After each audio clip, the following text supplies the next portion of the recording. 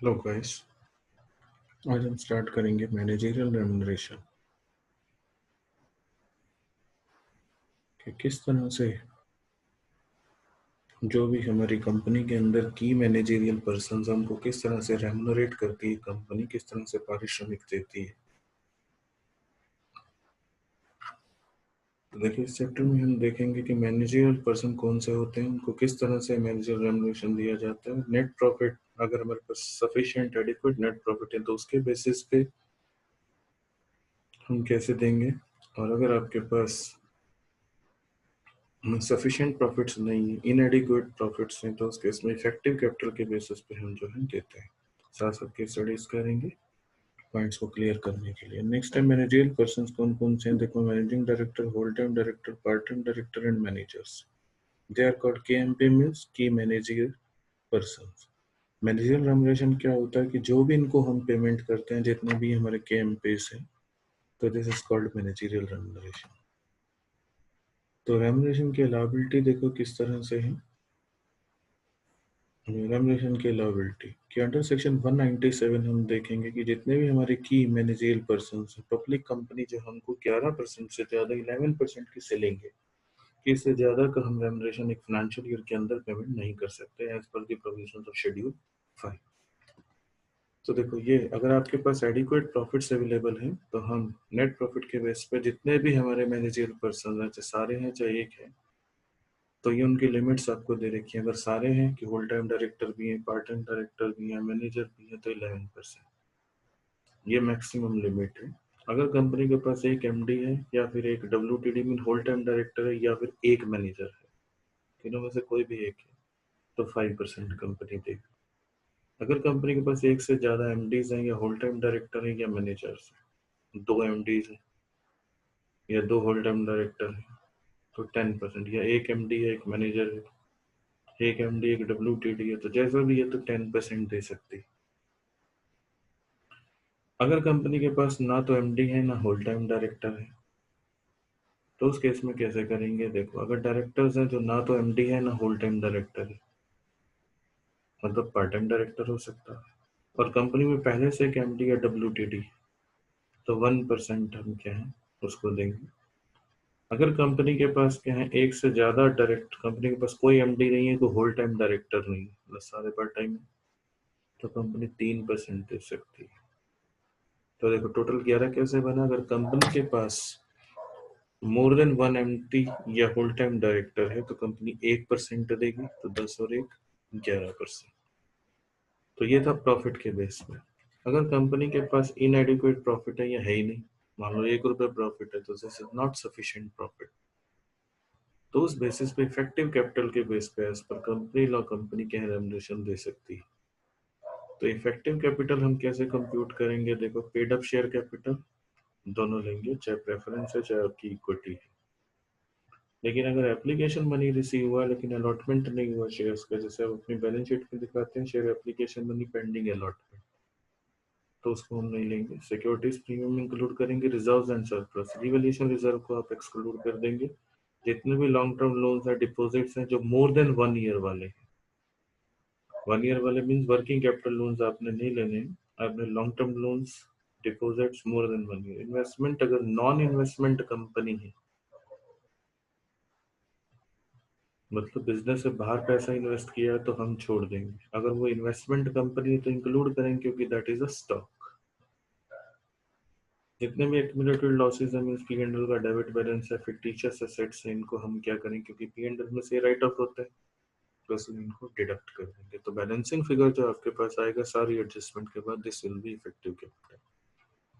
तो कैसे रेम्युनरेशन देंगे, अगर इफेक्टिव कैपिटल नेगेटिव है या 5 करोड़ से लेस है तो 60 लाख, 5 करोड़ से एक्सीड है या इक्वल है बट 100 करोड़ से लेस है तो 84 लाख, 100 करोड़ से एक्सीड कर रही है बट 250 करोड़ के इक्वल या लेस है तो 120 लाख, और जितना 250 करोड़ से एक्सीड करेगा जितना अमाउंट, तो 0.01% ऑफ एक्सेस ऑफ 250 का।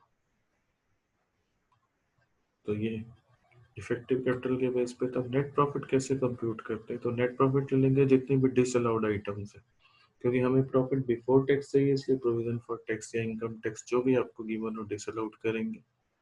वॉलंटरी कंपनसेशन डिसअलाउड हो जाएगा, या फिर एक्स ग्रेशिया पेमेंट, क्योंकि जो लॉ के अकॉर्डिंग नहीं, कंपनी क्या है लीगली पेमेंट नहीं कर रही, मतलब लॉ उस बारे में कुछ नहीं कर रहा, वॉलंटरी पेमेंट कर रही है, उसका एक्स ग्रेशिया बोलते हैं, तो डिसअलाउड हो जाएगा। कैपिटल लॉसेस जितने भी होंगे डिसअलाउड होंगे, लेस करेंगे। वैसे तो ये आइटम नीचे वाली P&L में नहीं आती, अगर दे रखी हो तो, क्योंकि लिखी हुई है इसलिए हमने लिख दी। प्रीमियम ऑन शेयर्स और डिवेंचर्स ये हम शो नहीं करते हैं।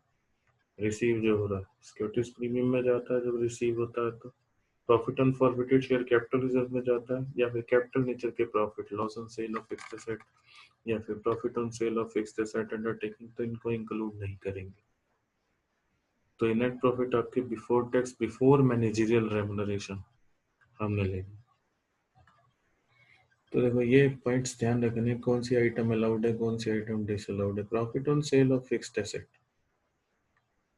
तो इससे ज्यादा का प्रॉफिट एक्सक्लूड हो जाएगा, इतना हम कंसीडर करेंगे। तो थोड़ा सा मेथड डिफरेंट है। जनरली हम क्या करते हैं, सेल में से WDV माइनस करते हैं, तो आपके पास क्या आ जाता है, पॉजिटिव है तो प्रॉफिट, नेगेटिव है तो क्या है, लॉस आ जाएगा। बट यहाँ पे हमने लिखा सेल प्रोसीड्स और cost whichever is lower minus WDV, तो प्रॉफिट या लॉस जो भी आएगा। तो एग्जांपल मैंने दिया नेक्स्ट स्लाइड में, देखो सेल 200 223 केसेस लिए, 240 कॉस्ट दे रखी है, 200 220 220 सब। WDV मान लो डेप्रिसिएशन लगा के 160 160 160 आ रही है। प्रॉफिट जनरली हम क्या कंप्यूट करते हैं, sale minus WDV, but company law कह रहा है कि सेल और cost whichever is less. तो देखो 200 माइनस, और 200 200 200 माइनस 160 40 220 माइनस 160, यहाँ पे देखो 240 220, तो कॉस्ट क्या आ गई 220 माइनस 160, तो सेल हम 220 की मानेंगे। ऐसा क्यों किया, क्योंकि कंपनी एक्ट कहता है कि कोई भी कंपनी जब फिक्स्ड एसेट परचेज करती है तो कॉन्स्टेंटली यूज हो रही है, तो सेल उससे ज्यादा कैसे हो सकती है। कोई भी एसेट आप परचेज करते हैं नॉन डेप्रिसिएबल एसेट छोड़ के, तो कॉस्ट तो ज्यादा हो ही नहीं सकती ना सेल से, इसलिए कंपैरिजन का फॉर्मूला जो है उन्होंने दिया है। तो क्लियर। तो नेक्स्ट है अंडरटेकिंग, या पूरा बिजनेस आपने ट्रांसफर कर दिया, तो बिजनेस ही ट्रांसफर हो गया तो डिसअलाउड। कैपिटल लॉसेज अभी बता डिसअलाउड। प्रोविजन जितने भी हैं bad debts repair maintenance shall be disallowed, लेकिन अगर actual bad debts actual repairs हैं तो वो अलाउड होंगे। डेप्रिसिएशन जो कंपनीज एक्ट के अकॉर्डिंग होगा, जो शेड्यूल 2 के अंदर गिवन है उसकी रेट्स अलग है, इनकम टैक्स वाले की रेट्स अलग है। तो यहाँ पे एज पर शेड्यूल मतलब जो कंपनीज एक्ट का डेप्रिसिएशन है वो अलाउड होगा। अगर as per income tax act given है, अगर कुछ नहीं कहा, तो वी विल एज्यूम कि it will be as per schedule 2। Section 123 है इसके लिए। मैनेजरियल रेम्युनरेशन क्या है, उसकी डिडक्शन नहीं मिलेगी। मैंने अभी बताया था प्रॉफिट जो आपने लेने हैं वो बिफोर मैनेजरियल रेम्युनरेशन लेने। डोनेशन जो हम चैरिटेबल ट्रस्ट को देते हैं, चैरिटेबल फंड में देते हैं, वो अलाउड है। वॉलंटरी कंपनसेशन या एक्स ग्रेशिया अभी बताया डिसअलाउड है। सिक्योरिटीज प्रीमियम ना ऐड करने ना डिडक्ट, क्यों, क्योंकि मैंने बोला इनको P&L में हम डालते नहीं, अगर डले हो तो इनको क्या करेंगे, माइनस कर देंगे। तो ये सारे पॉइंट हमने स्टार्टिंग में मैंने आपको बता दिया कि पब्लिक कंपनी पे अप्लाई होते हैं, प्राइवेट कंपनी पे अप्लाई नहीं होते। रेम्युनरेशन की लिमिट इससे ज्यादा हो सकती है, approval of the central government. और डायरेक्टर की सिर्फ सिटिंग फी अलाउड होती है, डायरेक्टर का कोई रेम्युनरेशन सैलरी वगैरह अलाउड नहीं होती। कोई सैलरी मिलती है डायरेक्टर, कमीशन मिलती है, तो वो अलाउड नहीं है, खाली सिटिंग फीस अलाउड है अगर दे रखी हो तो। वो था नेट प्रॉफिट के बेस पे। अगर आप ग्रॉस प्रॉफिट कैसे निकालेंगे, जो आपको रिवेन्यू फ्रॉम ऑपरेशन गिवन है सेल, उसमें से आप cost of goods sold minus कर देंगे तो ग्रॉस प्रॉफिट आ जाएगा। अगर ग्रॉस प्रॉफिट अंडर सेक्शन 198 देखो कैसे स्पेसिस पे एक ही बात है, नेट प्रॉफिट पे बेस पे देनी है, ऐसे भी कर सकते हैं। अलाउड आइटम, गवर्नमेंट आपको जो सब्सिडी दे रही है, आपको इंटरेस्ट रिसीव हो रहा है, आपको डिविडेंड रिसीव हो रहा है, आपको रेंट रिसीव, जो भी ऑपरेटिंग इनकम, वो ले लेंगे। जो अलाउड आइटम्स है, इंटरेस्ट चाहे वो आपका शॉर्ट टर्म पे है या लॉन्ग टर्म पे, all types of interest will be allowed, चाहे वो रिलेटेड पार्टी से लोन ले रखे हैं। डोनेशन टू चैरिटेबल फंड अभी बताया अलाउड। बैड डेट्स जो एक्चुअल है, रिपेयर मेंटेनेंस जो एक्चुअल, प्रोविजन डिसअलाउड है। इंश्योरेंस जो करा रखा, डेप्रिसिएशन अब मैंने बताया इस पर कंपनीज एक्ट सेक्शन 123 वाला अलाउड है। डायरेक्टर की सिटिंग फी अलाउड है, बोनस अलाउड है, नॉर्मल बोनस की यहाँ बात हो रही है। अगर आप कोई कॉन्ट्रैक्ट ब्रीच होता है उस पर जो कंपनसेशन देते हैं वो अलाउड है। अगर आप किसी एक्ट, मैंने बोला वॉलंटरी कंपनसेशन डिसअलाउड है। तो ये किसी लॉ के अकॉर्डिंग है, वॉलंटरी नहीं है, लीगली है।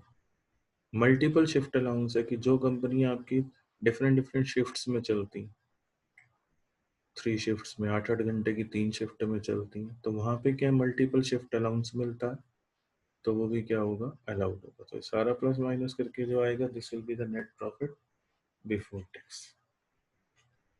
जो भी ऑपरेटिंग एक्सपेंसेस है वो सारे माइनस हो जाएंगे। तो इस तरह आप जीपी तो आया तो देखो नेट प्रॉफिट ही है। तो ये एग्जांपल है कि प्रॉफिट एक्स वाई लिमिटेड के दे रखे हैं, ये आइटम्स आपको दे रखी हैं देखो। तो नेट प्रॉफिट के बेस पे करते हैं। नेट प्रॉफिट ले लिया, loss on sale of fixed asset capital nature मैंने बोला डिसअलाउड है, प्रोविजन फॉर टैक्सेशन दे रखा डिसअलाउड है, एक्स ग्रेशिया पेमेंट विन वॉलंटरी कंपनसेशन डिसअलाउड है, profit on sale of asset fixed asset वो भी क्या डिसअलाउड है। तो ये आ गया प्रॉफिट। 5% दे सकते हैं, हमने वहां लिखा है कि ऑफ मैनेजिंग डायरेक्टर। तो ये आपको कंप्यूट करना है, मैनेजिंग डायरेक्टर एक है तो 5% दे सकते हैं, मोर देन वन है तो 10%, there is only one MD. तो ये आपकी रेमुनरेशन। तो इस तरह हम रेमुनरेशन कैलकुलेट करते हैं। तो ये ट्रिक है देखो, अगर आप जीपी स्टार्टिंग पॉइंट लेते हैं या नेट प्रॉफिट स्टार्टिंग पॉइंट लेते हैं, तो अगर जीपी ले रहे हैं जितने भी अलाउड एक्सपेंसेस हैं वो माइनस कर देंगे, जितनी allowed income in operating minus कर देंगे। नेट प्रॉफिट में जितने डिसअलाउड एक्सपेंसेस हैं वो ऐड कर देंगे, जितनी डिसअलाउड इनकम है वो सारी माइनस कर देंगे। तो इसी तरह हमने सीखा आज मैनेजरियल रेमुनरेशन कि अगर आपके पास प्रॉफिट सफिशिएंट है तो उसके बेस पे कैसे कंप्यूट करते हैं, और अगर प्रॉफिट इनसफिशिएंट है तो आप इफेक्टिव कैपिटल के बेसिस पे कैसे कंप्यूट करते हैं, और कौन कौन से आइटम जो है वो अलाउड है, कौन कौन से आइटम जो है वो डिसअलाउड है। तो ये जरूर ध्यान रखना है। तो और दूसरी बात आपने एक चीज और ध्यान रखनी है कि दोनों प्रॉफिट चाहे जीपी बेस ले रहे हैं चाहे आप नेट प्रॉफिट बेस ले रहे हैं, अंडर सेक्शन 198 ही हमेशा हम लेते हैं। तो हो आपको क्लियर होगा। तो बस आपको ध्यान रखना है कि कौन कौन सी आइटम जो है प्लस माइनस होनी है जस्ट। तो उसके बेस पे आपने लिमिट 11% है मैक्सिमम, तो आपने कंप्यूट करना है। तो हैप्पी लर्निंग, मेरे चैनल को सब्सक्राइब करें। मिलेंगे नेक्स्ट टॉपिक में। नेक्स्ट टॉपिक हमारा जो है वो हम क्वेश्चंस करेंगे अमलगमेशन के।